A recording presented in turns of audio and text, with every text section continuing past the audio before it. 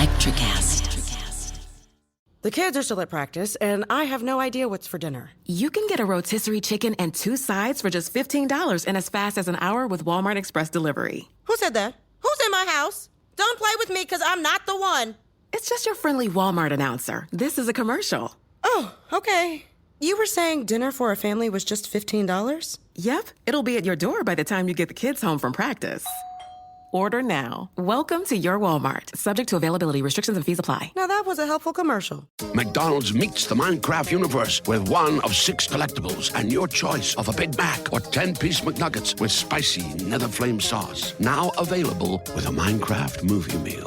At participating McDonald's for a limited time, a Minecraft movie only in theaters. On this episode of Missing the Point, we deliver another edition of Cheap Heat.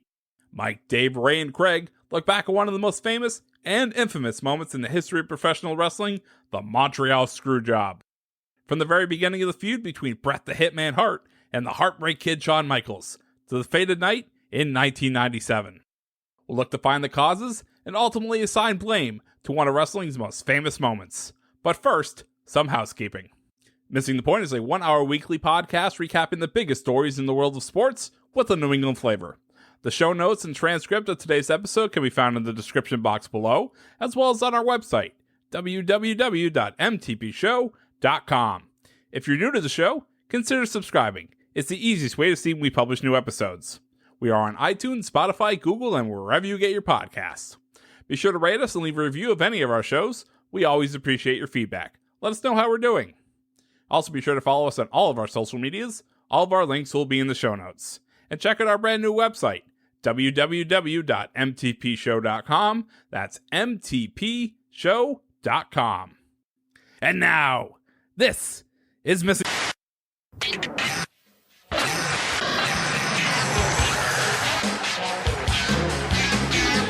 Welcome, everyone, to episode 2 of Cheap Heat. I am your host, Michael Marcangelo, joined, as always, by Rayshawn Buchanan. And the EP now always comes out for the microphone for this show, Craig D'Alessandro. Damn right. And today, we actually have a surprise guest, someone that is on most of our shows, but you would not peg as a wrestling podcaster. What I will say is that the entirety of this show was spawned by Rayshawn Buchanan. In a Slack message 2 days ago, he sent us a little picture that said, who would you remove? Shawn Michaels, Stone Cold Steve Austin, The Undertaker, The Rock. And this special guest said Shawn. That man is DK Sizzle, Dave Clarke. And today we are talking about the Montreal Screwjob. We are talking about the rivalry between the Heartbreak Kid, Shawn Michaels, my favorite, and the best there is, the best there was, and the best that there ever will be, DK's favorite, Bret Hart. So DK, welcome to Cheap Heat. I'm honored. I'm honored. I've been a fan of this podcast since the very first episode, and I can't believe I'm finally here talking to the real deal. This crew. I mean, I feel so lucky that I can come on and defend the honor of Canada's favorite son, my favorite wrestler of all time, Bret the Hitman Hart, and the Hart Foundation. Yeah, I'm really happy to be here, and I can't wait to get into it with you guys. Thank you for having me. Yeah, and I think, for all of us, we were planning on doing another show right around Royal Rumble time. We had just done a Survivor Series show. We touched on the screw job, and it's been 23 years since that happened.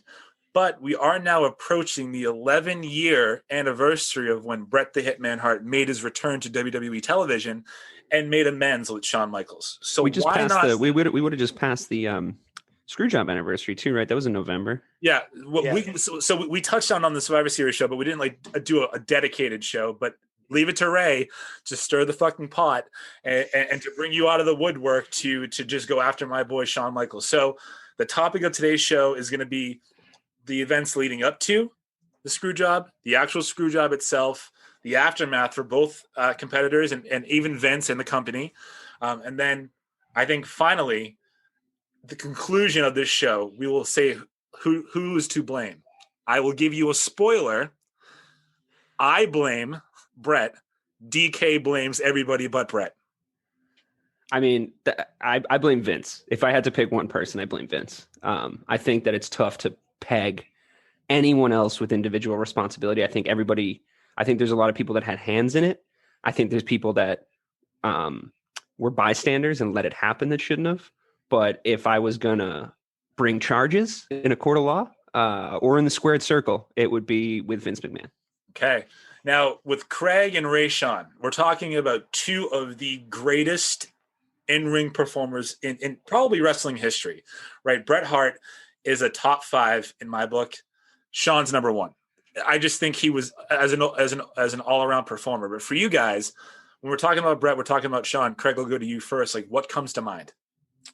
As far as storytelling and technical wrestling, for me, it's always been Bret Hart and Ric Flair, because those two have been, in my mind, most, been able to tell a story. I don't think those two could do it much more than anyone else. Shawn Michaels could just entertain, and he could still do it now when they get paid millions of dollars to fight in another country. But that's another story for another day. But as far as I enjoy the technical aspect of wrestling. And as far as that goes, it's Bret and it's Ric Flair, and there are a couple of others, but that's another conversation for another day. We're focusing on Bret Hart right now, and there's no doubt that Bret Hart's been one of the most entertaining in-ring performers in the history of wrestling, not just WWE, WWF, but any of the federation. Yeah, I mean that's so true. And when I think about those two guys, I think about two guys that carried the business in the '90s, right? They were part of tag teams, legendary tag teams in the early '90s. Shawn Michaels has that moment when he Sweet Chin Music's, Marty Jannetty through Brutus Beefcake's window, and he finally goes solo. And then, Bret Hart breaks apart from the Hart Foundation and goes on a solo run and just has a great run. So, like I said, it can't be stated enough. Bret Hart, as a technical wrestler, probably is the best. And like Grant, that was his motto. I'm the best there is, the best there was, the best there ever will be. And then, as we know, as an entertainer, but really as a performer too. Like, I mean, he entertained with his dancing and his moves, and obviously had a great theme song. I'm talking about Shawn Michaels there. It was just awesome to see these guys go at it in the '90s.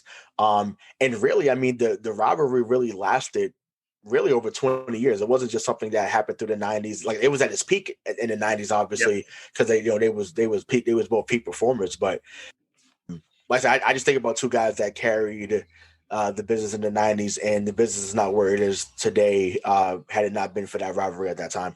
Yeah, I mean, if you look at it, right, like wrestling in the '80s was Hulk Hogan, Ultimate Warrior, Andre the Giant. It was especially for the WWE. The Macho Man, Randy Savage. Yeah, with the exception of a few though, like in the '80s, especially in the WWF, it was those jacked up 6'6", 300-pound beefcakes, and then you had guys, sprinkled in there like Macho Man, Ricky Steamboat, that could work, Jake Roberts. But it wasn't until Bret and Shawn had their tag teams with the Rockers and the Hart Foundation, and they kind of broke apart, that you saw the next iteration of what wrestling was going to be. People that could actually go in there and work for more than 10 minutes. Yeah, and I think you have to give, and obviously we've established my bias for Bret Hart right off the bat, but I think you have to give Bret a lot of credit for that transition, because in the '80s, you had Hulk Hogan essentially carry wrestling. I mean, a lot of those guys that you just mentioned do deserve credit, but Hulk Hogan was the face of the Federation for the entire decade, pretty much. And when the steroid scandal hit, and McMahon, as we all know, became dangerously close to going under, like that it almost ruined him. If it wasn't for kind of a bad litigation and kind of sketchy doctor's notes, the WWF as we know it wouldn't be here. But Bret comes in and is with the guys you have left on the roster after this scandal. Bret is the only viable and best option to become a champion. Randy Savage is old by that point. A lot of the guys that are left from that kind of steroid era or jacked up era, or Hogan era, whatever you want to call it, they're just not. There's nobody viable to give the belt to and to carry the Federation. And then here comes Bret. And he breaks off from the tag teams, goes on this solo run, and he's perfect. He just completely fits the bill. And I just think he deserves a ton of credit for that initial championship, really helping the Federation out. Yeah, I mean, listen, Vince knew that he was in trouble, right? Obviously, with the steroid scandal, which is why It wouldn't be the first time either. Yeah, if you think back in 1991, he went and plucked out Ric Flair from WCW at the time to bring in someone that could actually keep people in the building as a main eventer, wrestle a 30-minute match instead of what Hogan was doing. In case, by the way, just so that you guys know, a little bit of a side note, this is when Vince McMahon did sign over control of WWF at the time to his wife, Linda McMahon, to make her the CEO because he thought he was going to prison.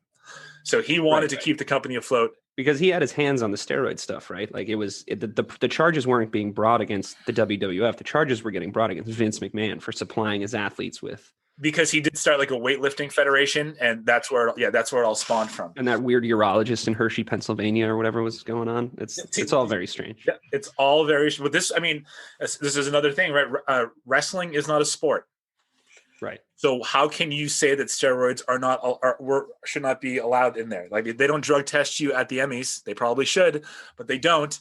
This is not a real sport. But I digress. So Bret Hart wins the title from Ric Flair in 1992. He is the guy in that company. You know, there were a couple champions between 1992 and 1996, like Diesel, Bob Backlund. Those were just Bret Hart was the face of that company.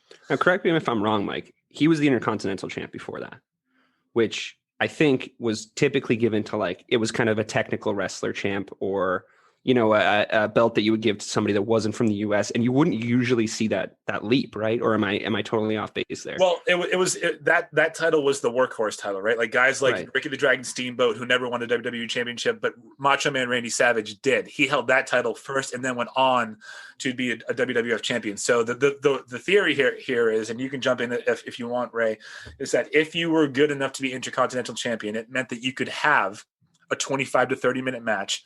You could bring people into the building or make sure that they're happy for being brought in because of Hogan. And that means the company had, future plans. Yeah. I mean, that's how that title in the 90s, even before then, had serious prestige, right? So, if you were giving that, it was given to the upper mid card guy. So, you wasn't maybe the main event. I mean, now there was some main events for the IC title in the 90s. So you want to go to WrestleMania 10 with Shawn Michaels and Razor Ramon. We talked about it before. Yeah, we talked about it before we got on the air. But the match with British Bulldog and Bret Hart at Wembley Stadium at SummerSlam in '92, those matches really they were main events. And so if you was given that title, they was like, you know what, you may not be the guy right now, but you are next up. But also, like we talked about, Vince knew that he could trust you. Yeah, exactly. He could trust you, right? He could trust Bret. And he knew that Bret wasn't going to let him down or let the company down. So that's where that stemmed from. And like I said, he hit on Bret, and it was gold from then on, from 92 on.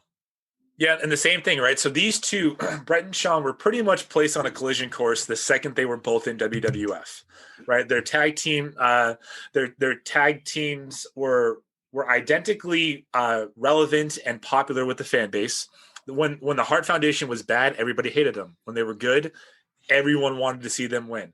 They were one of the best tag teams, if not the best. You want to say the Road Warriors, Harlem Heat. I think that it's the Hart Foundation and everybody else. The Rockers were the first incarnation of the Hardy Boys, Edge and Christian, right? The high flying technical aspect that would just really wow the guys, wow the girls, everything like that. But it was at this time, as they're kind of climbing through the ranks, where the collision course was set. Bret and Shawn faced off in 1992. Nobody really remembers that match. I do. I watched it. It was a clinic. Those two could wrestle. I'll say this, and DK, listen to me, because I do love Bret Hart. Bret Hart could have a 5-star match with a broomstick. I believe it. I think Shawn could do the same, right? But if you think about it, their careers are both going on the upward trajectory.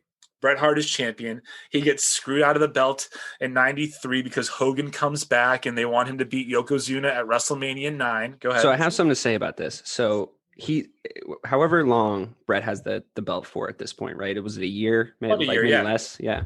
So the Yokozuna thing is the first example of Bret Hart being treated as a placeholder by Vince McMahon in the WWF, formerly known WWF.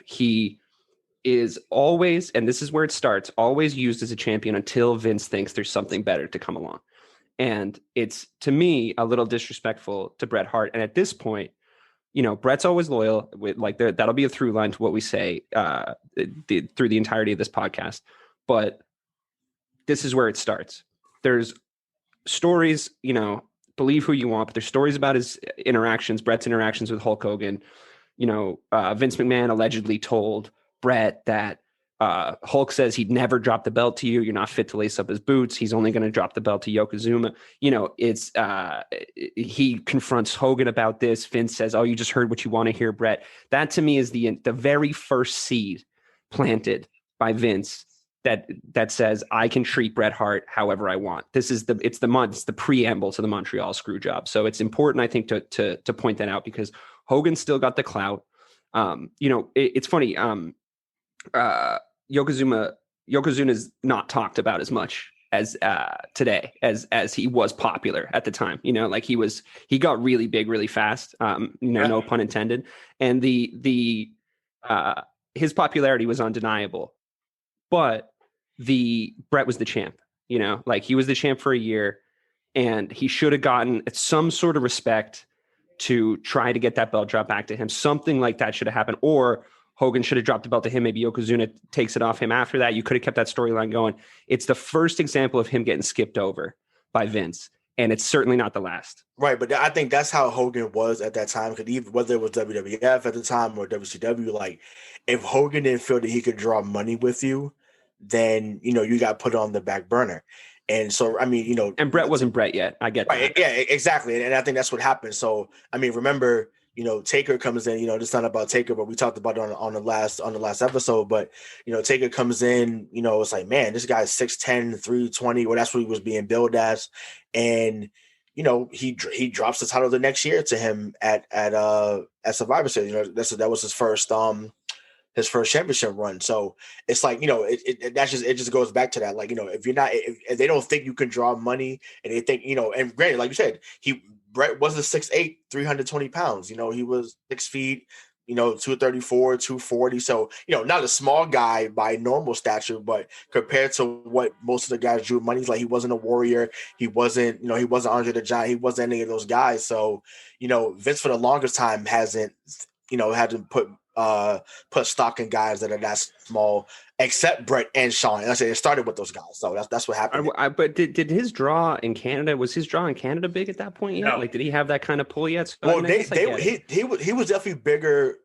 A lot of them were bigger overseas than they were in the States, and I think that's why he wasn't Bret Hart in Canada, most popular man in Canada, can draw a crowd anywhere he goes. You know what I mean? If he's buying tampons at the Walmart, he'll get 30,000 people watching him. He's not there yet. I get that. No, at this point in time, 92, 93, Bret was very, very, very well liked internationally, because international fans, wrestling fans, are typically what they call "quote unquote" smarter wrestling fans, right? So they always, they're smart, right.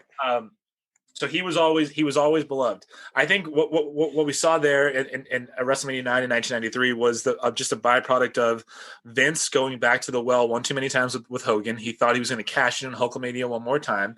And also from Hogan's perspective, Bret isn't Bret. And I think at that point in time, Hogan would look at things through the prism of, will people care if I body slam him, brother? Right. And nobody's going to care if Hogan's body slams Bret. If he body slams Hogan or Yokozuna, the whole place is going to go nuts. Sure. But I'm not asking for Hogan to care. I'm asking at that point for Vince to care, because Bret.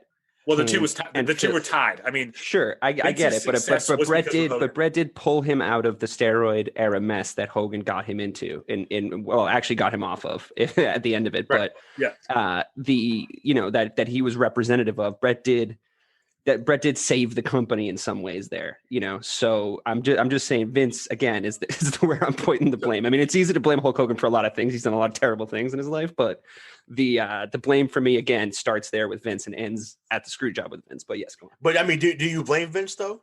Do you blame Vince for the first one? Not for the first. No, one. I'm saying not for going to the well though. You said. No, not at all. Not in the first one. Not when it came to overlooking him for Yokozuna and not for how that stuff played out. I think maybe in retrospect, if he had known what Bret was going to be, sure. But like I said, he wasn't Bret yet. I don't blame him for that, but I think it starts to set a precedent, if that makes sense.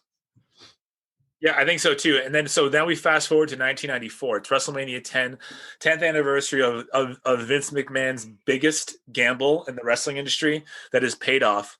On this, the opening match of WrestleMania 10 was Bret versus Owen. And when I tell you that this is one of the top 10 matches of all time, I mean it.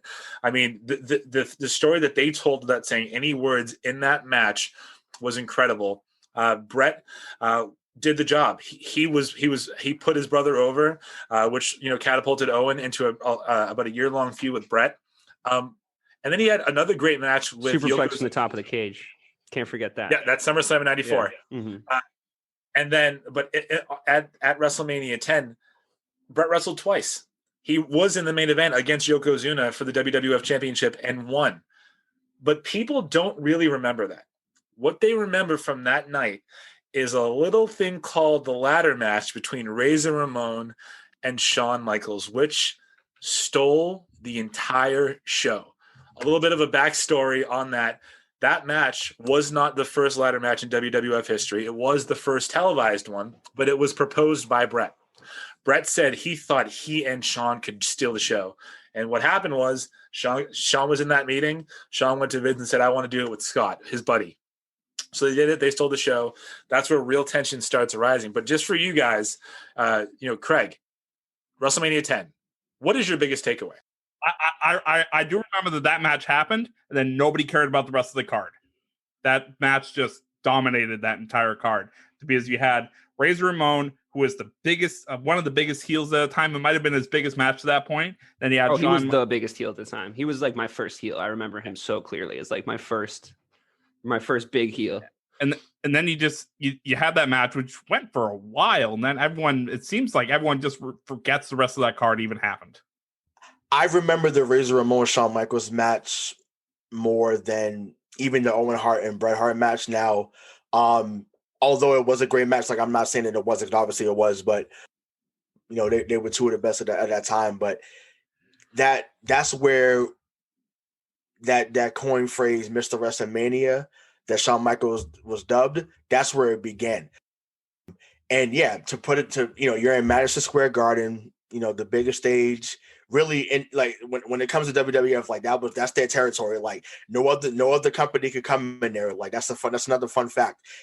No other wrestling territory could come into Madison Square Garden, but the WWE or WWF at the time. So that was a phenomenal match. He puts over Razor Ramon. I think it was an undisputed match, right? Yeah. So the backstory of that was Shawn actually was suspended for I think 90 days because he tested positive for, I think it was steroids, but he claims that he was never actually taking steroids. And if you look at him, he just never looked at that point in time like he was.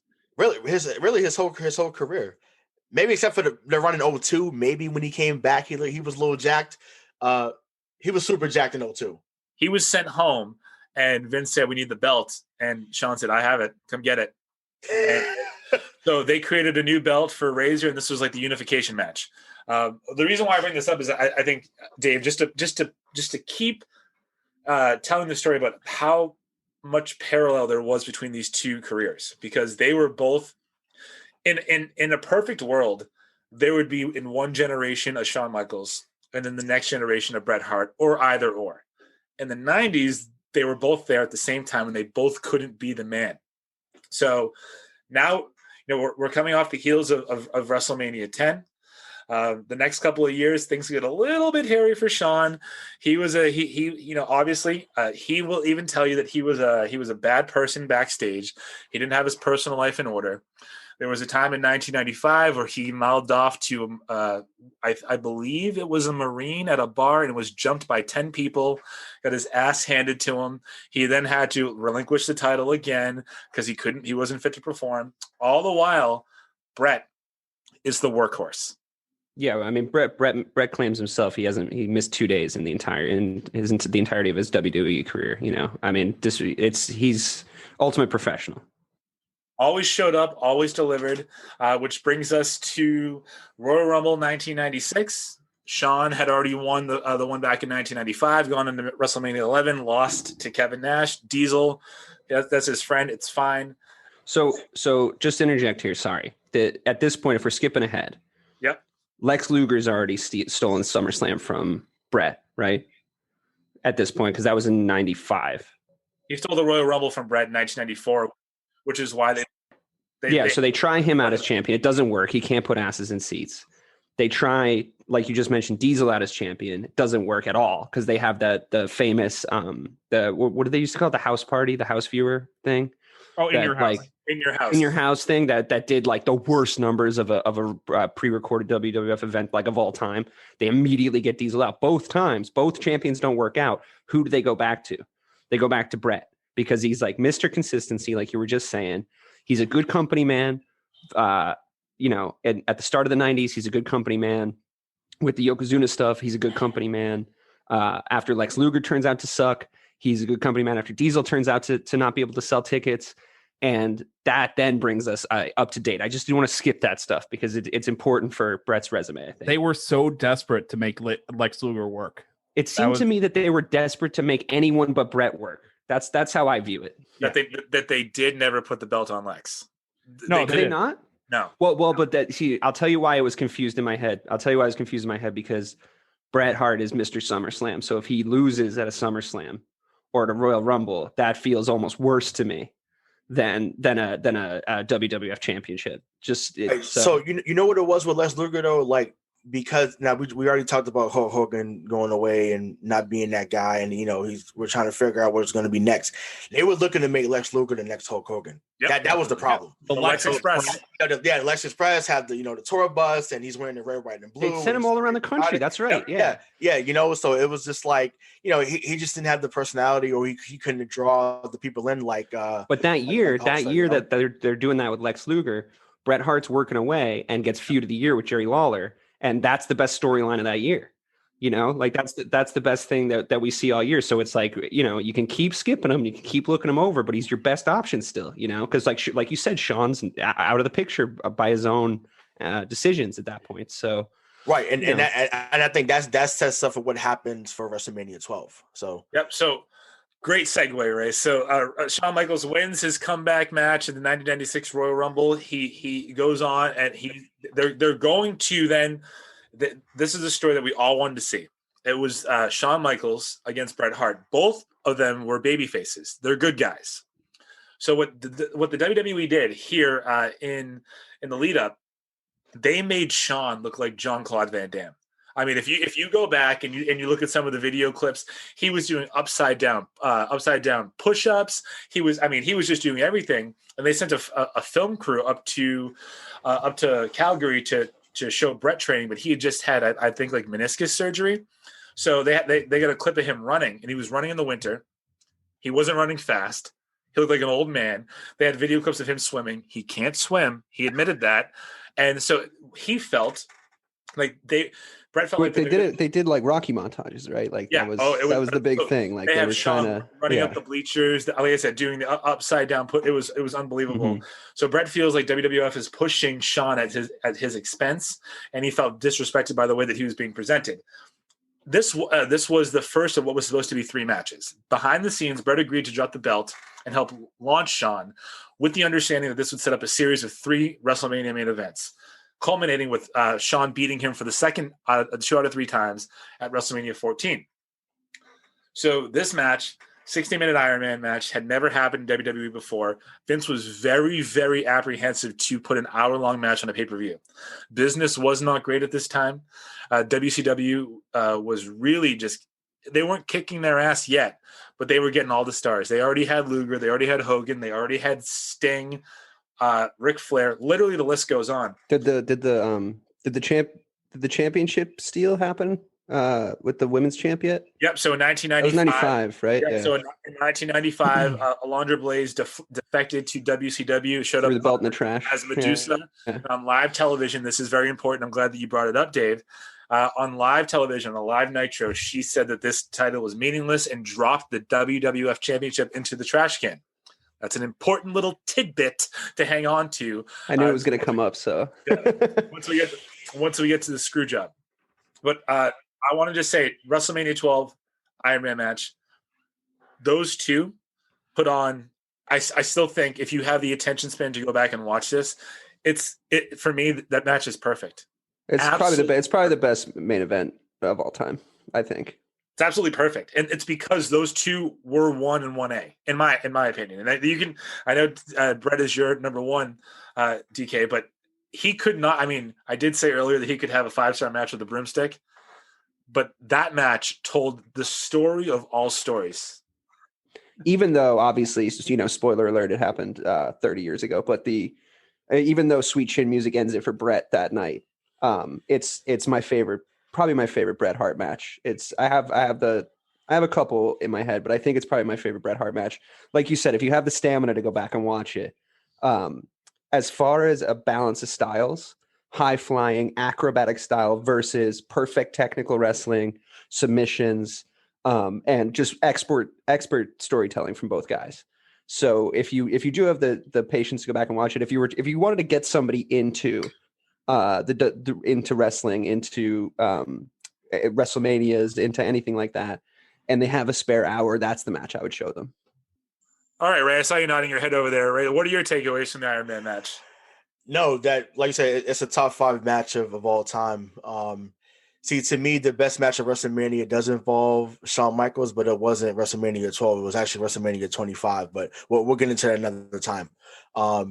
That was a perfect story as well, but once again, don't want to get into that. But, I mean, it's funny because I think when Shawn Michaels got into the Hall of Fame in 2011, he talked about how, no one really thought that they would be able to buy an hour, like an hour match, So the fact that they were able to tell their story, like you said, and really keep the audience captivated was just phenomenal. So it just spoke to how styles do make a fight, and that when you put those two guys together, despite working themselves into a shoot and Bret feeling disrespected and Shawn Michaels being crazy backstage and doing crazy stuff all over the place, it just showed that when those guys came together, magic was created, and they just knew how to steal the crowd, and they knew how to put on a match no matter the time frame. But I can't believe that we didn't bring this up either.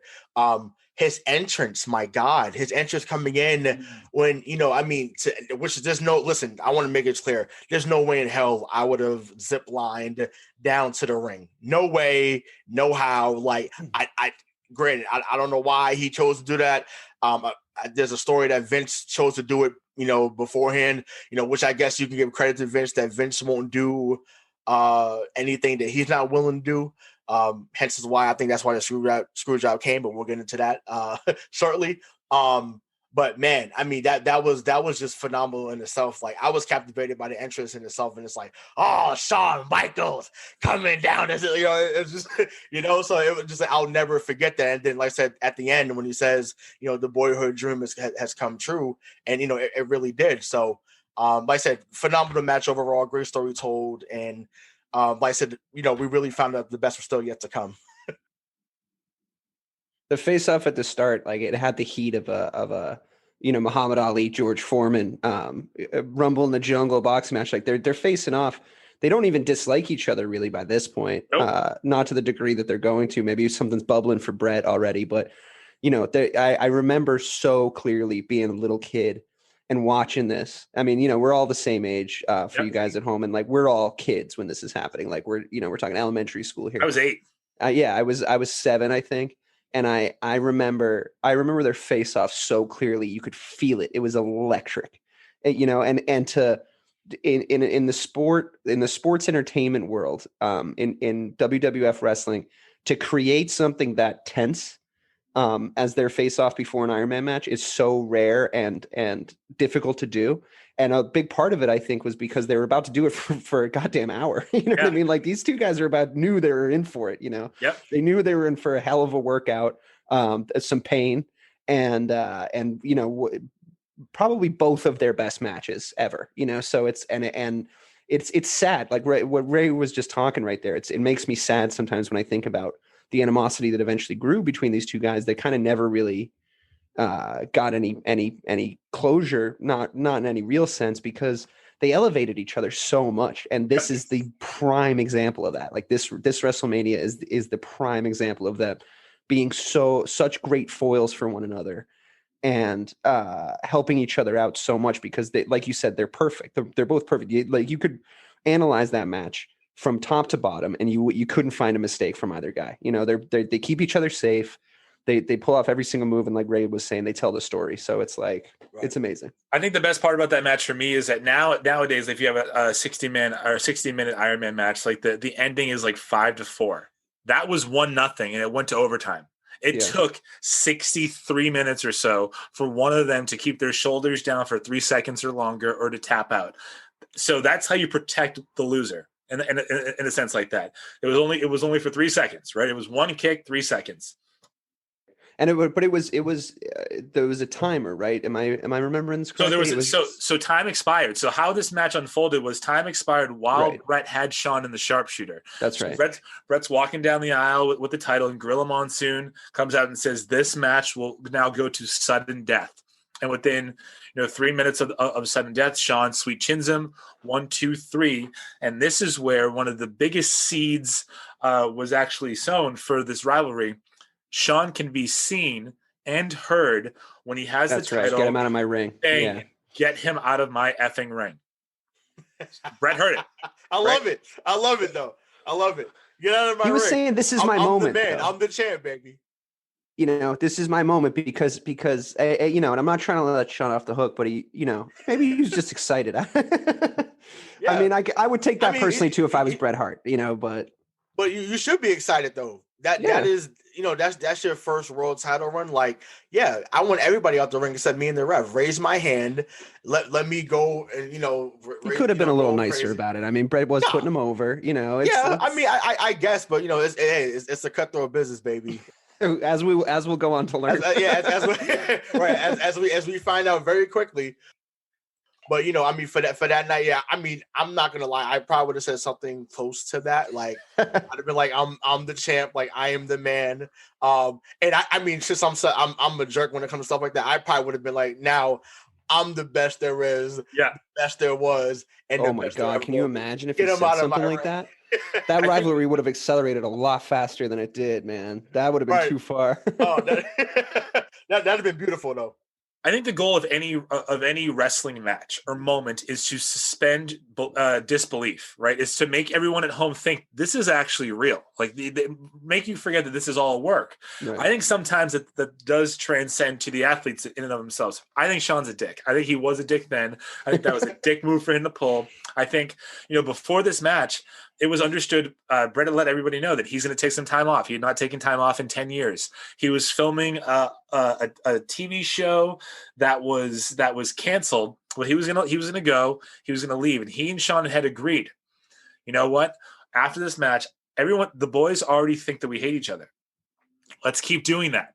Let's just make sure that you and I talk to each other so that we don't cross any lines. Yeah. We don't cross any lines, but let's build this because this is going to be a 3-year feud. So Bret storms out and he's gone from March of 1996 until November of 1996. During that summer off, he signs an unprecedented 20-year, $20 million contract with WWF. Oh wait, hold on a second. Fill me in here because I thought the 20-year, $20 million contract, and I could be wrong here, but I thought the $20 million 20-year contract was, oh yes, you're right, actually, sorry. Because during the time off, he goes and he gets an offer from WCW, from Ted Turner's company. He goes back to Vince. He says, I got an offer from WCW. Can you match it? Vince says, no, I can't match that. That's crazy money. Because it was what, $3 million a year for 9 years, or $9 million for 3 years. Yeah. So that happens, and then Vince says no, but then Vince comes back with this bonkers contract with all these kind of rules and stuff. So, okay, yes, I'm caught up. Thank you. Yeah, so the whole premise here from Vince was to make Bret Hart the Babe Ruth of WWF, so that he could always be around, he could always come back, and then he would never leave. Those words, right? He said that to Bret. Yeah, I want to make you the Babe Ruth. Mm-hmm. So they agree, they work out their deal, when this whole thing is going on, one of the things that Bret said is, I think you should work with Steve. He told Shawn that. I think you should work with Steve because Steve's a great worker. Shawn said, I'm going to work with Diesel, Razor, Hunter, and the Kid. That's his click. That click is then established, right? That's the click. Little did Shawn know that Razor and Diesel would sign the most lucrative contracts that, in wrestling history. The first ever contracts that were guaranteed money at that point for no date. So they were going to get paid no matter what. And they would go off to WCW. They would then form the NWO over the summer of 1996, which again, that moment there's no Attitude Era without the NWO. There's no guaranteed money without the NWO. Wrestling is not wrestling without that. But Shawn had nobody to work with, right? So he's working with Vader. He's working with Psycho Sid. Bret comes back. He has issues with Vader too, right? Was that it? Did I make that up? SummerSlam 96. Everyone had issues with Vader. Yeah, Vader wasn't. Yeah. Well, especially that one guy on the Kuwait interview. Did you guys ever see that? Yep. Him and Taker. Sorry to do a quick tangent here, but Craig can cut this out later if it's no good. But it's a hilarious video if anyone wants to check it out at home. Vader and Taker are inexplicably in the Middle East on a tour, and it's during the is wrestling fake, is wrestling not fake era, right? Like where it's kind of like wrestling secrets revealed on on TNT or whatever on USA, and some poor Kuwaiti journalist says, "Hey, I heard it's fake. Is it fake?" And Taker's like, it's whatever. Gives a very diplomatic answer, and then Vader flips the table and picks the guy up by his tie and spends 2 weeks, I think, in a Kuwaiti jail because of the extradition laws. Because Vader was an absolute hothead. He had his mask on in the interview, which was hilarious. I love that character, by the way. But apparently nobody really liked working with him. But I mean, he was really good for some good moments. It's because he had the stigma of being stiff. Like he would actually hit. He was kind of reckless. In the Shawn match at SummerSlam, a lot of the big guys were back then, I feel like. Yeah, but except for Taker. Yeah, at the SummerSlam different match, kind of big. But yeah, sorry, go on, Mike. In the SummerSlam match, he was in the wrong place at the wrong time, and you can hear Shawn say, "Are you fucking stupid?" Right? Like, so he broke it again. Like you're not supposed to do that in the ring. So Bret comes back, has a fire match with Stone Cold Steve Austin at Survivor Series of 1996. This was their first. Their most famous one happened at WrestleMania 13. This one was a clinic. Shawn loses the belt. That's the Crimson Mask match, isn't it? That's 13. Survivor Series was a technical wrestling. I mean, it was unbelievable. Unbelievable. Somehow Austin. Why don't I remember this Survivor Series that you're talking about? You won't. So on this Survivor Series, Austin lost to Bret, but he looked like $1 million. The Rock debuted as Rocky Maivia. This isn't the. I do remember that. Yes, now I do, and they booed him.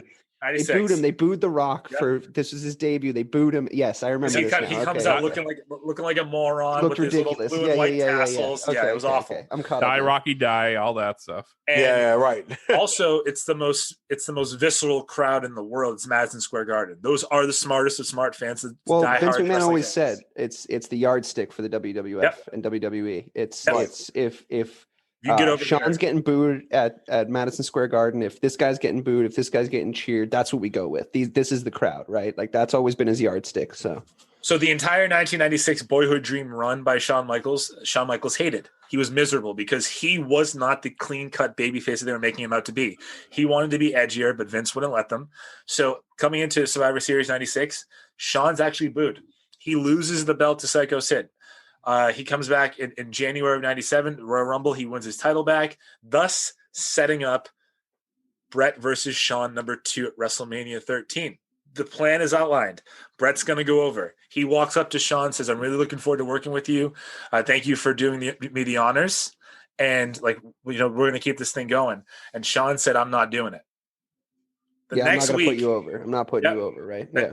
The next week, I think it was February of 1997 at the Lowell Memorial Auditorium. I was there. Lowell, Massachusetts. I'm really glad you brought this up. I'm so proud of you for this. I was there. Shawn Michaels walks out and says, "You were there." I was, honestly, I hate to keep interrupting you, but I was thinking about this. I was thinking about this podcast today, and I said, I wonder if Mike is going to bring up Lowell. And I wasn't even in the United States by this point. I was still living in Ireland, which could explain why I'm a Bret Hart fan. As you said, all the international fans loved him. But I was still living in Dublin at the time. And I was thinking, I wonder if Ray and Craig and Mike were in Lowell for that match. I wonder if any of them were there. And it turns out you were there. That's amazing. Yeah. I was That's there unbelievable. with my mom and my dad. And I remember Vince calling Shawn out. He has the belt, and Shawn says that, that he's lost his smile. The lost his smile speech, so famous. And he was crying. And I was 8. I was bawling my eyes. That is my guy relinquishing the title because he wanted to go home and find his smile. Little did I know that the backstage thing was, yes, he was hurt. Shawn will say that he had a very bad knee injury, that he was never cleared to wrestle again. Some of it is true, some of it isn't. The real thing, though, is that he didn't want to do the honors to Bret, which then set up a Taker versus... Kind of mad you brought this up because this is going to be my big linchpin argument for when you eventually brought up that Bret didn't want to relinquish the title back to Shawn. And you'll remember he said in the I Miss My Smile speech that I watched today in prep for this show, I've lost my smile speech. He said in that, and it didn't look like Vince saw this coming at all. And he says he didn't see it coming, and I believe him. One of the very few things that comes out of Vince McMahon's mouth that I do believe. He lost his smile, all this stuff. He said, I may never wrestle again, like you just said, because he was saying I need a knee replacement. Yep. But then magically after this, he got a second opinion and he was cleared to fight in 4 weeks. Well, kind of. So that was in February. He came back in May, but in 4 weeks, he did a backflip off the top rope and landed and started dancing around pretty much right in Bret's face, saying like, I'm not really hurt, right? Like, I just didn't want to do it. That set up Psycho Sid versus Taker for the belt. Taker wins, obviously, but the real story of this this Mania was the thing that Bret did to propel Stone Cold Steve Austin to the stratosphere of professional wrestling. It was a I Quit match refereed by Ken Shamrock, who was the biggest name in the UFC at this point in time. They didn't even know what they were going to do with him.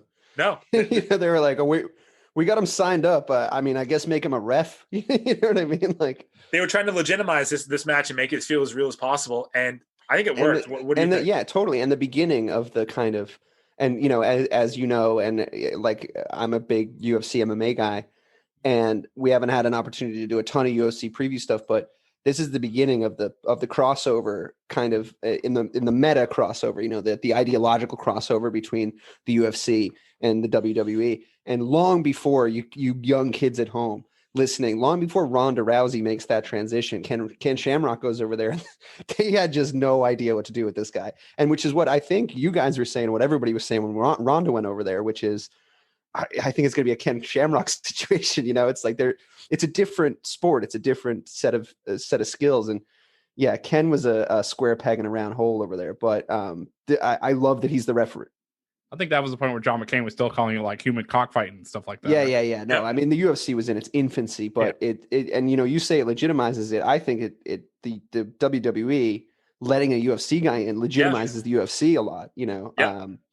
And it helps a lot of fans cross over at this point. And Ken Shamrock being at that match, it's a lucky right place, right time for him and for the whole thing, because what an insane finish, you know, that sharpshooter finish. I'll let you keep going on it, but yeah, I just wanted to interject that Ken Shamrock stuff. It's so wild to me when you see his face popping up in the WWF. A little backstory to this is that this is still 1997, right? So this is still PG WWF. Right. But there's not Attitude Era. They were told, Bret and Steve were told, there's no color, meaning no blood. Bret said, this match needs blood. Austin did not want to do it himself. So what Bret did, I don't know. Austin wouldn't jig himself, right? Like he wouldn't blade himself. Not at this point. He was pretty uncomfortable with it. Right. And the WWF claims that they were in business for themselves that night on this blood, right? Yeah. But that doesn't make sense to me, because if the plot was that he was supposed to pass out from blood loss, that wasn't. It wasn't? No, okay. he was supposed to never give up, like, and not tap out to make him look like a badass. But what happened was, Bret said, like, this match needs color, and there are numerous reports. I don't know which one's true, that he either hid a razor blade in his gums, in his wrist tape, or in his boots, and he knew the perfect moment to do it. And that gave us probably the most iconic moment in wrestling history, is when Austin puts both hands down, reaches up, and the blood just drips down his face, and then he's out cold, and Bret Hart is deemed the winner. So what do you take? I mean, Ray, DK, like, what are your takeaways from this match? even though it says it in WrestleMania 14, like, oh, like it's the Austin era, Stone Cold.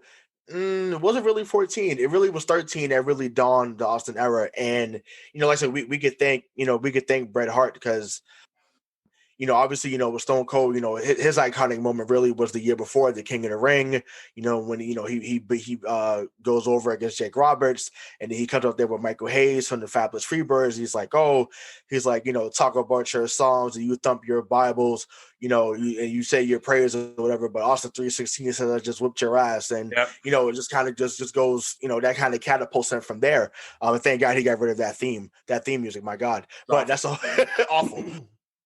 No, that match with Bret Hart, it just showed that Bret Hart really was intelligent about the business.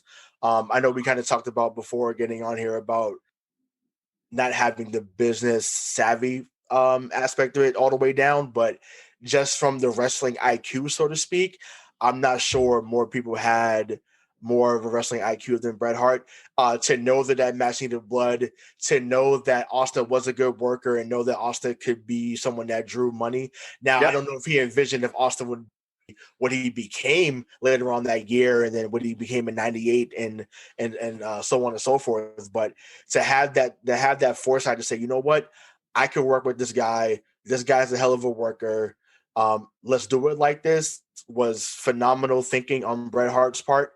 And, as a wrestling fan, I say thank you, because it catapulted us into one of the greatest eras, if not the greatest era in wrestling history.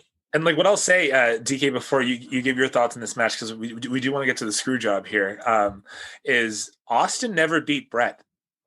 But that doesn't matter. Bret made Austin look like $1 million both times, different ways. The loser of that match is the most notable takeaway from that match. That's what you remember. You don't remember Bret winning from the sharpshooter. You remember Austin struggling to fight out of it with the blood dripping down his face.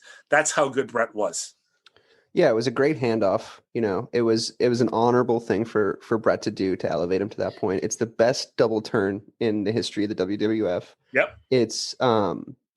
It launches Stone Cold Steve Austin. Without this match and without Bret Hart's know-how and elbow grease and ability to fight a fight, to wrestle a match that is not in his wheelhouse, you would think on paper. This is not the kind of match you would put Bret Hart in, but you wouldn't know it by looking at the tape. He goes in there and puts on such a display, such a selfless display for Stone Cold Steve Austin, and creates this iconic moment, just completely takes himself out of it. Like a lot of the criticism that we'll get into about the screw job, and I know we have to get there soon, is a lot of the criticism from the anti-Bret Hart camp is about his ego. Bret thought he was bigger than this. Shawn Michaels is on record saying Bret Hart thought he was too big for the company, all this stuff. That is not a guy to me with an ego. Bret Hart went in there and elevated Stone Cold Steve Austin because, as you said, he saw something in him. He knew he was good for the company, and he knew the kind of profile and storyteller. Conversely, I would say that he never put him over. So Bret was a mark for Bret.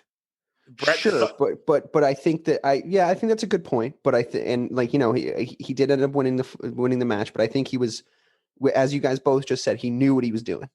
He knew that he was elevating Stone Cold that night, and I think that's important. And it's one of the bloodiest matches of all time, which is not something you really think of immediately. Bret Hart in bloody matches, prior you think Ric Flair, was one of the, and like Bret Hart's been on record criticizing the Ric Flair's overblading on what is it that he said? He said he's unsubtle with Ric Flair's unsubtle with his blading, and he is. I mean, let's be honest, and it's one of the most subtle blades ever. And I know you're not supposed to say blading, and I know that there's all this, and it's a cliche to say all this stuff about what Bret did, but signature 4-figure leg lock in that match from Bret. Like, he does all the stuff that you expect Bret Hart to do, but it's a Stone Cold match. That's a Stone Cold Steve Austin match, and it's sure, it's in both of their top 5 of all time, but it's more prominent in a Hall of Fame match for Stone Cold. I will say though, the knock on Bret from me and from a lot of people that are in the Shawn camp is that Bret thought wins and losses mattered in wrestling. They don't. It It is a work. But you're saying, okay, now we're going to argue. So we're finally here. You're saying that Bret thought that wins and losses mattered in wrestling, and they don't. For him, and I agree that they don't matter. I do agree that they don't matter. But your evidence to that is that he wouldn't put Shawn over. And the reason he wouldn't put Shawn over is because Shawn said he wouldn't put him over first. Or Austin. Well, but that's a dip where we just talked about how good it was. Well, but he didn't do it. And I mean, his most notable WrestleMania loss was to his brother, and it was a roll-up. His most notable SummerSlam loss was to his brother-in-law, and it was a roll-up. In the first 5 years of Bret's career, Bret was bordering on being a guy known for putting people over. And if you're early in your you're a tag team, that's what you're supposed to do. Like wins and losses actually don't matter. Okay, fine. But what if let me just sit up in my chair here because now we're doing this. We're having a nice chat. Now we're doing this. If you're early in your wrestling career, you don't want to get that reputation. If you go on a solo run, especially, you don't want to get that reputation as somebody who puts people over too much. Bret did that a lot early in his career, even during his solo runs. Okay, he gave up the belt a few times. He put people over. He did everything he was supposed to do. He's an undeniably good company man.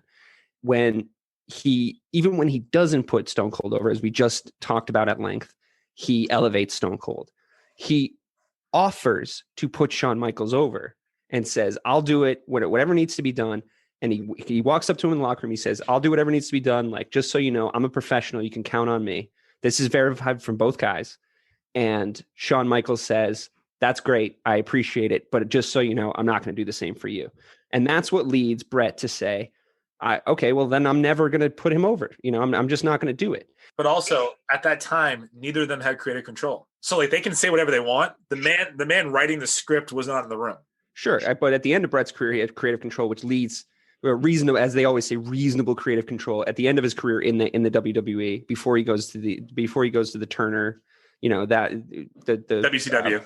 Promotion that shall not be named, you know, and he's you know, and I think he knew too. And I will say this: if you're going to criticize Bret, you know, he didn't fit in at WCW at all. You know, he didn't work at all, and they didn't use him right. And said, not to cut you off, WCW does not know what to do with Bret the Hitman Hart. No, they absolutely don't. They didn't know what to do with the character. Yeah, he was totally right. But he also was a loyal guy. He wanted to stick around in the WWF, and the picture that Vince McMahon painted him.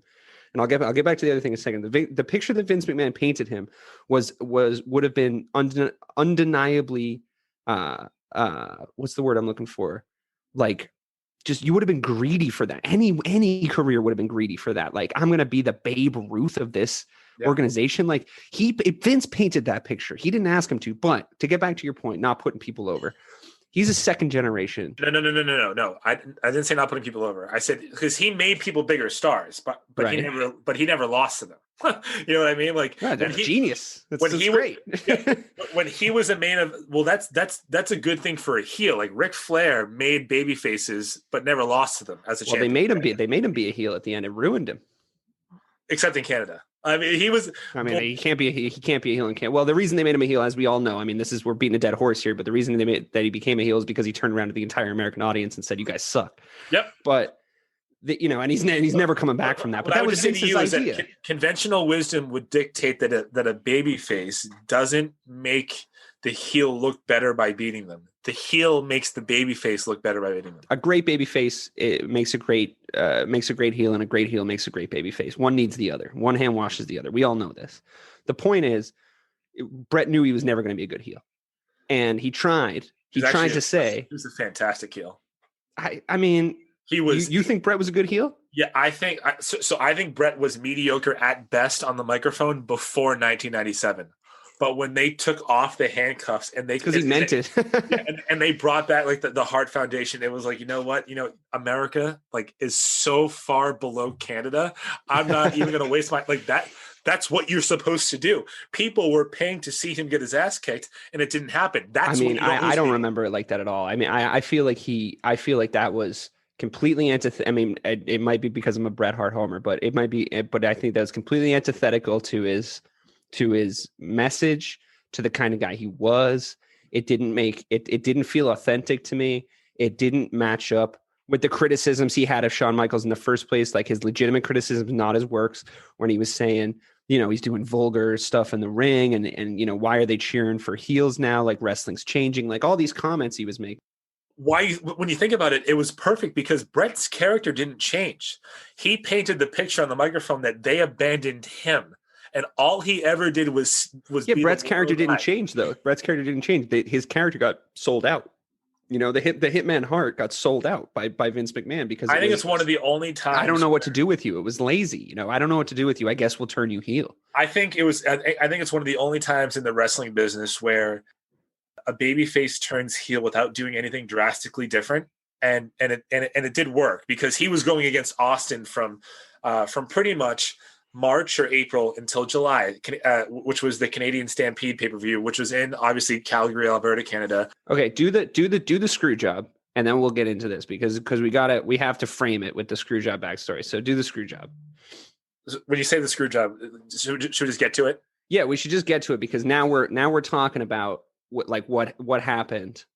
Okay, because we can go. I want to go back and reference this stuff in my arguments for the screw job. So let's just frame it. I think. Okay. Well, now without further ado, let's just get to the Montreal Screwjob. So, the summer of '97 was filled with awful promos by both Bret and Shawn to each other that they both said that they would never do. They both did it. There was backstage fights that happened, which brings us to, I believe it was September of 1997, where Vince McMahon tells Bret, hey, listen, I don't know if I'm going to be able to pay you what I told you I was going to be able to pay you because we're going to go bankrupt. Turner is kicking our ass.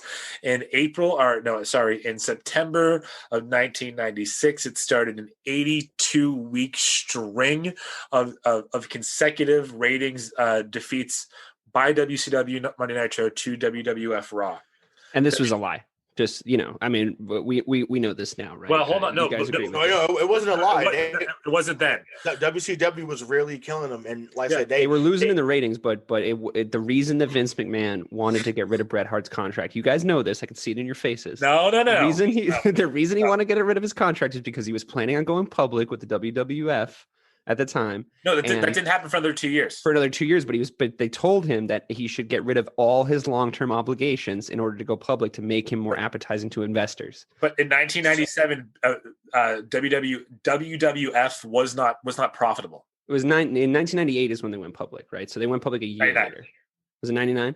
So 2 years later, they went public, right? He's saying we don't have the money to back you. I don't buy that. I just do not buy that from Vince McMahon. Well, when you think about, hold on, but in 1997, WWE generated, I think it was like $134 million in revenue. They had $120 million in pay. So they did not make any money. They made like $14 million as a company. In 1998, 1999, they made $530 million. Yeah, their revenue was down, but that doesn't mean that they weren't in the red. Well, it was they didn't have any stakeholders. It was just Vince. He did not. There was that was a family-run company at that point. Sure, but he knew he knew his plan was to. First of all, I think he was mad that he got backed into a corner by Bret with the WCW contract. So it was a matter of principle that he helped negotiate. Yeah, but second of all, nobody put a gun to Vince McMahon's head to go and offer him that ludicrous contract. That contract would be ludicrous now. That contract would be ludicrous in any sport. 20 years, creative control, like lower workload. That was part of it, right? Like 190 days or something. Yeah, 185 days or whatever it was. He gave him the whole farm, and he was mad about it, and that's not Bret's fault. Like he couldn't honor his contract. I don't get like if that's now. This is 1997, right? If that's now in any sport, in the WWF, whatever, in the Twitter era, every single person is going on Twitter going, sorry, Vince, don't give a shit. You're the one who signed you. And he went out of his way to give Bret that contract. I think that's because, I think that contract was a byproduct of Vince being screwed by the talent that he had created in WWF before. Well, he didn't want to lose another star. Right. So he wanted to lock it up. But you do need to realize 1997, 95, 96, 97 were some of the worst years in the WWF's history. Ratings were down. Live attendance was down. Everything was down. It doesn't really get better until after the Screwjob. But before we get to that, Vince says, I can't pay you what I want. I think I'm going to have to breach the contract. He helps Bret with Mm-hmm. conversations with Eric Bischoff and WCW, secure a 3-year deal for $9 million. The last part of Bret's agreement with WWE in his last 30 days is that he has creative control, meaning he does not have to do what he does not have, what does not want to have to do. Oh, you left one thing out, by the way. When he offered Bret that 20-year contract, he said, and I quote, "I'll never give you a reason to ever want to leave." Yep. Right? I just want that on record. He said that right to Bret, and Bret Hart, up until this point, has not done anything shady. He's not gone against his word. He's been a complete straight shooter. He's been loyal to the company. Just want that established. Up until and never hurt anyone in the ring. He's the only wrestler that I know of He's never caused an injury. Technically perfect. He's been a good company man. The only criticism you could maybe level at him is that he hasn't, the win-loss thing. Ray, do you agree? No, there's no blemish on his record. He's a mark for himself. Yeah, he's definitely a big fan of himself. Like but there's no real blemish on his record from a business perspective. I mean, business wise, no. I mean, like we already talked about it. I mean, his mic skills were below average, but other than that, no. But from a technical standpoint, everything else, no. His mic skills might have been below average, but his showmanship was good. Yeah, I mean, but like you said, Dave, like until he got pissed off and like I said, they took off the handcuffs. Like like I said, that promo that he cut when he was like, "Everyone's turning a blind eye, Vince, you're turning a blind eye." Like that was great because they let him be him, and like I said, he was pissed off because of what. Yeah, he felt it. He meant it. That's not why I loved Bret, though. For me, right. But I'm saying, I'm saying like part of the character, and this is with any wrestler, like part of the character is how you deliver things on the mic, right? So totally, yeah, it's only. You can only go so far with your wrestling ability, right? Yeah. And I can argue there's no one that's gotten more out of his wrestling ability than Bret Hart, right? But you have to have both because you have to have something that. And he was a lot better in promos when he had the sunglasses and the belt and the jacket, and he could be a little bit quieter.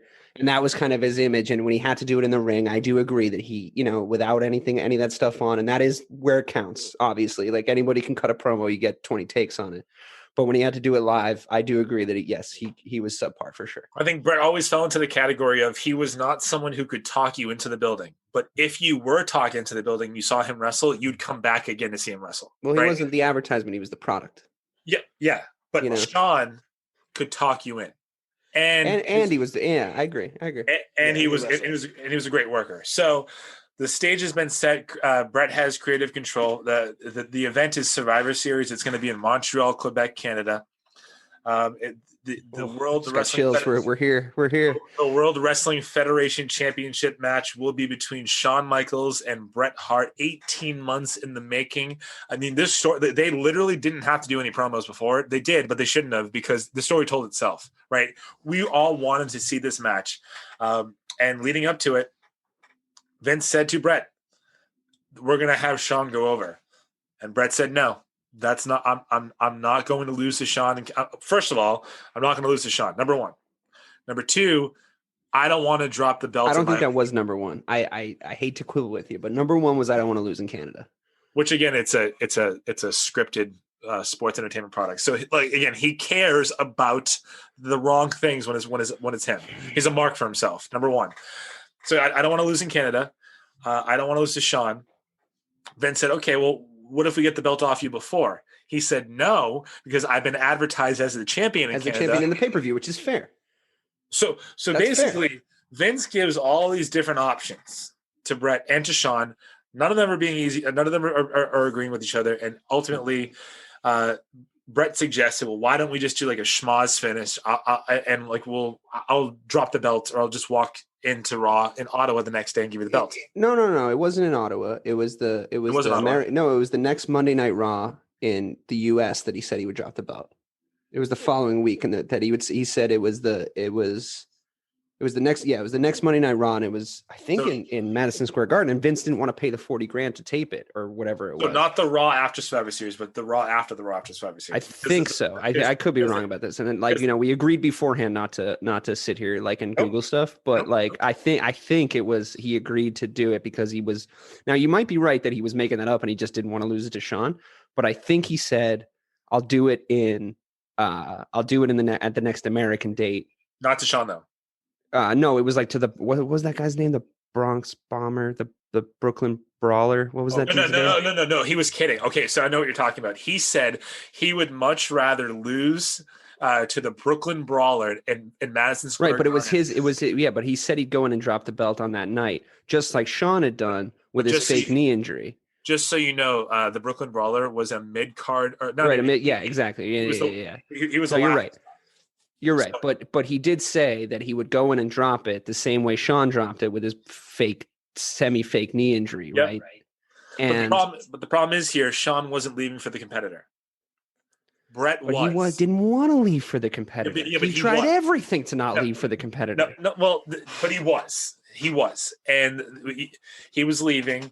And as we did touch upon a couple, minutes ago, the WWF at that time had already seen their champion of a division walk over to WCW and drop a belt in the trash. First of all, let me just tell you this: I don't think Bret would have done it.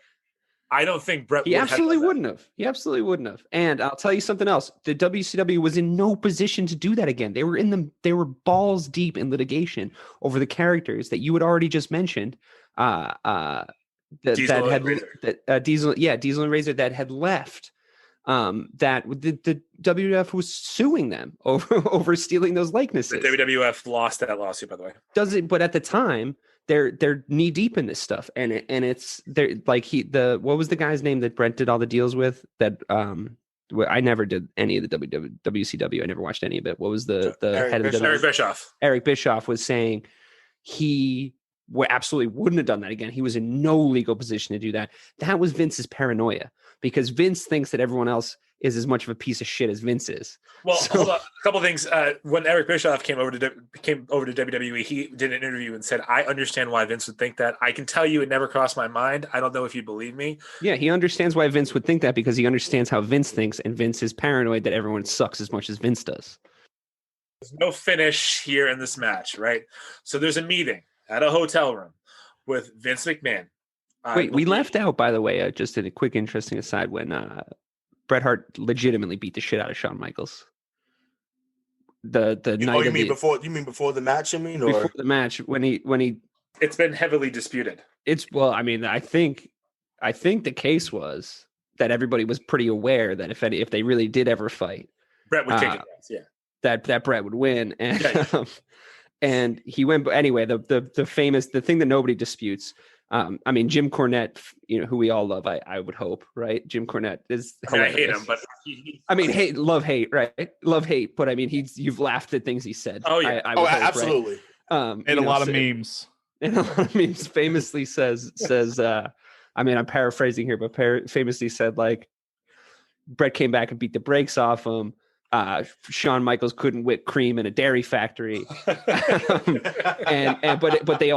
famously, hair got pulled out. Shawn Michaels lost a clump of hair, and Orton has the hair. I hear, still has the hair from that night. Yeah, that's the rumor on the street. That'd be hysterical.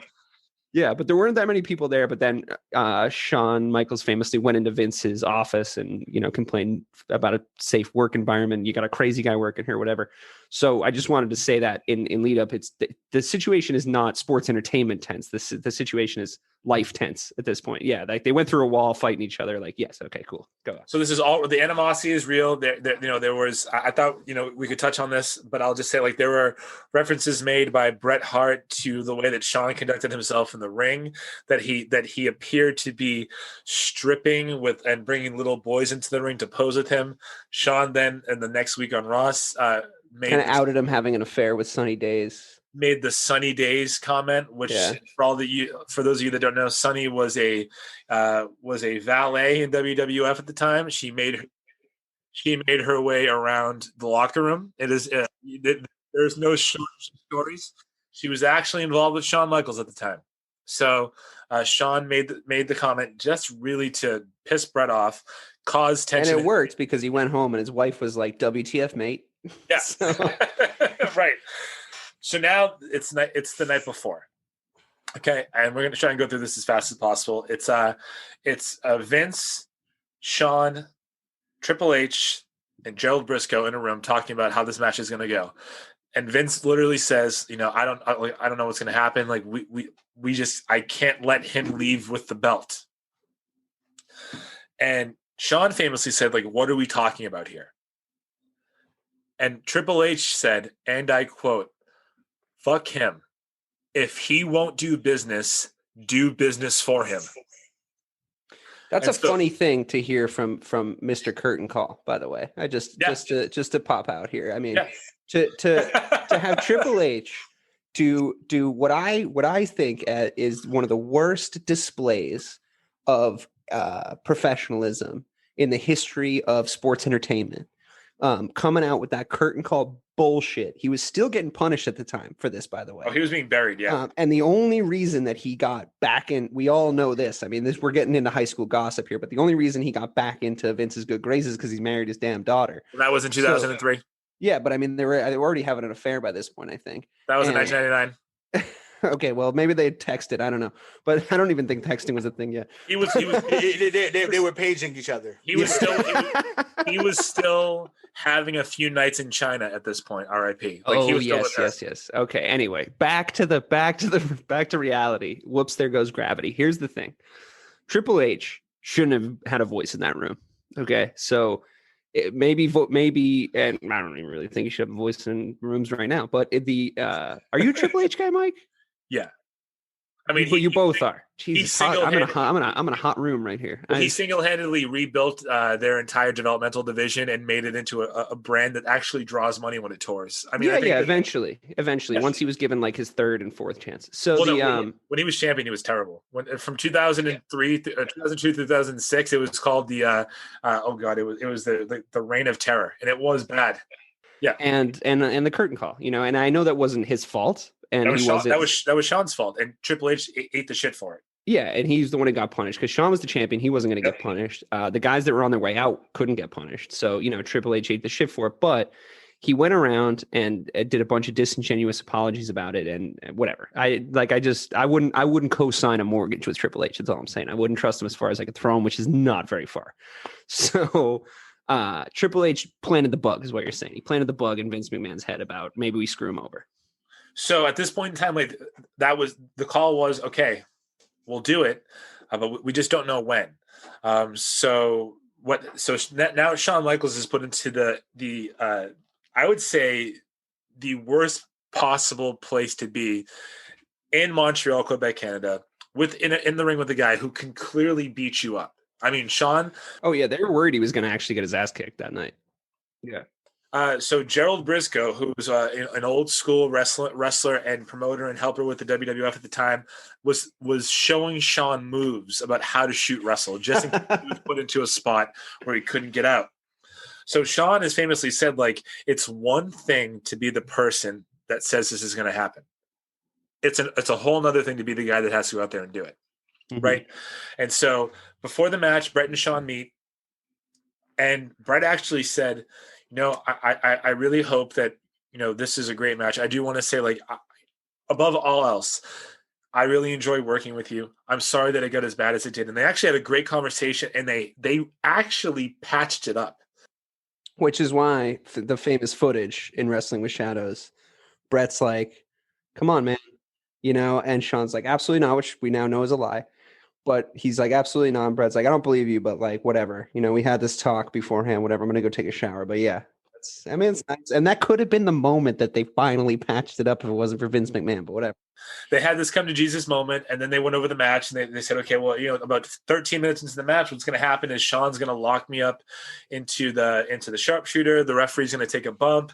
DX is going to run down. Then the Hart Foundation is going to run down. It's going to be a double DQ. That was the time in Shawn's head where he said, that's where we do it.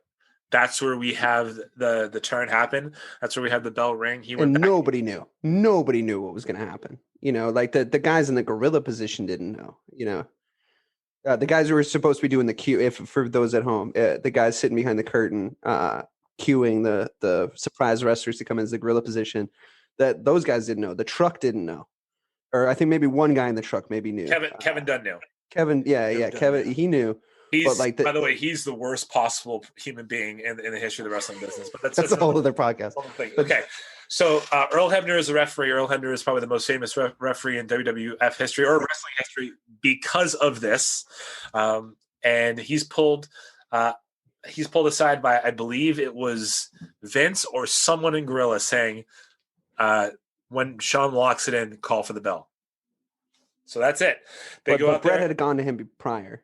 Yeah, so Bret and goes said, to "You're not going to screw me, right? Like we're good." I swear I wouldn't do it. I love you, Bret. I wouldn't do it, buddy. I promise I wouldn't do it. I'm not going to do it. Then you come out there, and he hops out the ring. And I mean, and listen, I have to give my take on this. We talked about this beforehand, and like I said, we talked about how Scott Hall felt, some others have felt. I still can't for the life of me understand, how do you let him put him in your own finishing move, Bret? How do you let that happen? You can't let that happen. Not in your hometown. Not when they know you're on the way out. Like, come on, man. I have two arguments for this, and I think it's the linchpin of my argument because what you're saying is what everyone's been saying to Bret for the last 30 years. How could you not have known? How could you not have known what they were going to do? This is why people think it was a especially work. if you suspected it. Yeah, if you suspected it, because he did suspect it, because he put a wire on himself and went in to talk to Vince beforehand to get it all on tape. If he thought it was a work, or the people that think it was a work think it has to be a work for that reason, because Bret had to have known. He's not an idiot. He's a little bit of an idiot about some stuff, but he's not an idiot about this stuff, right? Like he had to know. Two reasons. I'll tell you the two reasons. Number one, and this is like not from the internet. This is a genuine DK Sizzle hot take. Not the first one, but the second one. The first one is he was boys with the ref, and the ref said no. He swore on his kids. He swore on his kids that he was not going to call the fight against Bret. And Bret, the running theme of this is that Bret takes people at their word, and he shouldn't. Number two, and this is the most important one, and this is the thing I've noticed in all my research on the Montreal Screwjob today. The sharpshooter is not a pin. It's a submission. You have to tap to the sharpshooter. You have to go, I'm done. I am in pain. So there's no worry in Bret's head that it's up to him to lose to the sharpshooter. Yeah, a couple of things played into Bret's favor, right? Like, yeah, get me in the sharpshooter all you want. I'm not going to sit on and I'll say this, and this is the most annoying part about the Montreal Screwjob. Shawn Michaels fucks up the sharpshooter. He doesn't even do it right. Yep, Bret had to correct him. And Bret corrects him in the move. Yep. And as he's doing a nice thing, correcting him, ding, ding, ding. So Bret was lulled into a. He didn't give up. It's not even a real screw job. He didn't give up. They rang the bell. The referee said, "Yeah, but it's not even a real." He didn't even really win the match. I've never heard anyone say this. It's not a pin. His shoulders aren't on the ground, right? For 3 seconds, he didn't give up. The record books will look and say that Bret gave up. He didn't, though. He didn't. Shawn Michaels won the belt via at the end of the day, Bret screwed Bret. No. How are you going to let him? You asked the question. How are you going to let him? And I mean, listen, that was a great line, and it was a genius piece of PR.